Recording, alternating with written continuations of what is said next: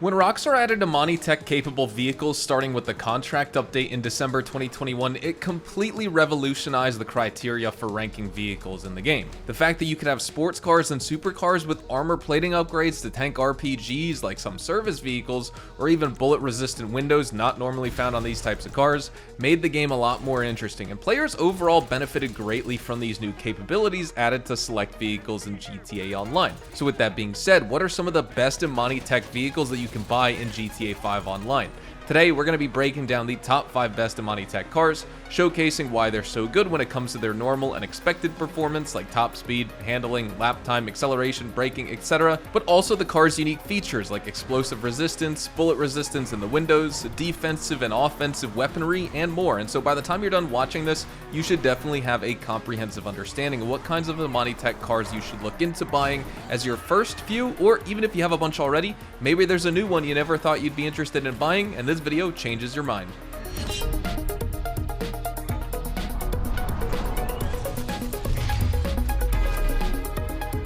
For our first vehicle on today's list, we have the Bravado Buffalo STX, which costs $2,150,000 or $1.6 million with the trade price, and this is an OG Imani tech car that released with the contract update, and it's also a standout vehicle in the muscles class that punches way above its weight, because even disregarding the Imani tech capabilities, it's very competitive with sports cars too. The design of this car is very aggressive, and it looks like it would perform in a similar manner, and so you'd be right to assume that. The Buffalo STX boasts a high top speed of 126 miles an hour, and it also has excellent acceleration similar to the Gauntlet Hellfire if you've driven that, and what's even better is this car's handling. It's incredibly stable at high speeds, and it has great traction and doesn't spin out when cornering really sharply. This car also has a slight edge in braking power over that Hellfire as well, which means you can manage your speed effectively here. And now let's talk weaponry and defense, starting with the car's armament. The Buffalo STX is equipped with 2 front-facing machine guns that pack a decent punch against non-armored targets in a fight.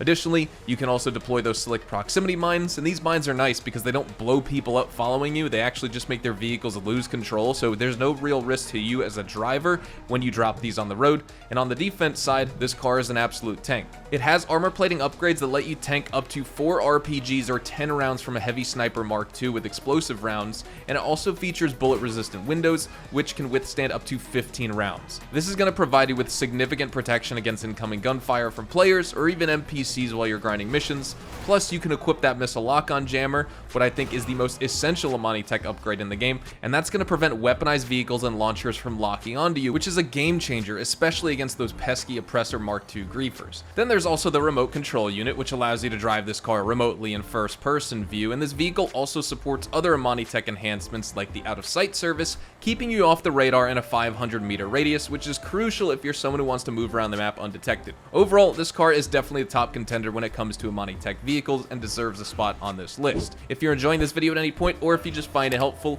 let me know by dropping a like on it, and if you want to stay up to date with everything GTA Online and Rockstar Games, then please consider hitting that subscribe button with your bell notifications turned on. Now let's move on to number 4. Moving on, we do have the Obey Omnis EGT. It costs $1,795,000. This is an electric sports car that has very impressive acceleration, and that's probably going to be the main performance draw of this car. The top speed isn't all that great, however. It tops out at a modest 111.5 miles an hour, but it does make up for that with its weighty and hefty build, so if you crash into cars, you're not going to lose much speed. But unfortunately, another downside of this car is that it suffers from really poor braking, and it also tends to spin out a bit during collisions. The handling at high speeds is kind of unresponsive as well, and so you may find yourself getting a little bit more oversteer than you've been expecting with a sedan like this.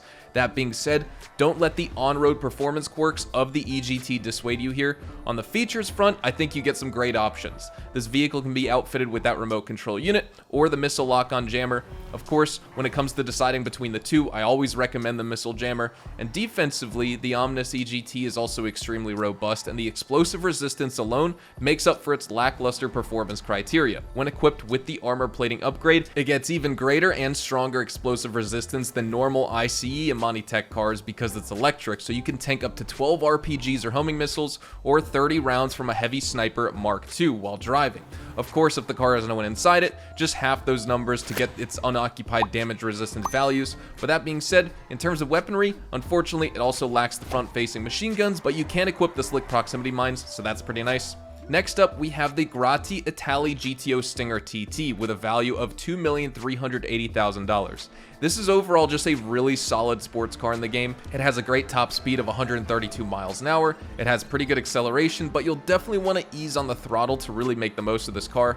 Something that's also great about this car is not only is it Imani Tech capable, but it also is HSW capable. When you apply the HSW upgrades, this vehicle turns into a completely different monster of its own. It can rocket up to an astounding 168.5 miles an hour, making it the fastest car in the game.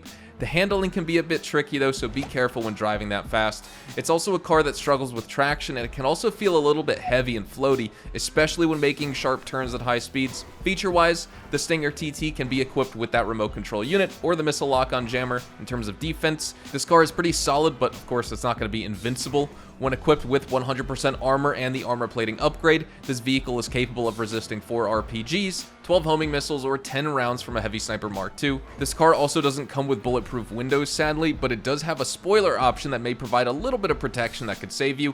And lastly, for weaponry, the Stinger TT can deploy slick proximity mines. There is no machine gun option, which is a little bit unfortunate, but overall, if you're looking for a fast, stylish sports car with some of the better Imani Tech features and options and decent defensive capabilities, then this car might just be your next go-to vehicle. Moving on to the number 2 spot, we do have the Bravado Buffalo EVX, which costs $2,140,000. Me personally, I'm not a fan of this car, and I wouldn't even include it in my top 5 for my personal favorites, but just trying to be objective here, it is a good enough Imani Tech car. Despite being an electric muscle car, it does retain most of the normal muscle car feel that you would expect when it comes to a Dodge Charger in this game. When you push it to higher speeds, it does feel like you're fighting against a bit of understeer. However, it does have HSW upgrades, and so that's going to greatly improve your performance and definitely give you a super high top speed with this car. Without HSW upgrades, you can reach up to 119 miles an hour, which honestly isn't all that great, but with HSW, you can blow past 144 miles an hour with the unique mode option, which is essentially just a turbo option, but it being an electric vehicle, they're not going to call it a turbo. It also has all-wheel drive, so you get really solid grip on the road, and honestly, I'd say that this is the one vehicle that with HSW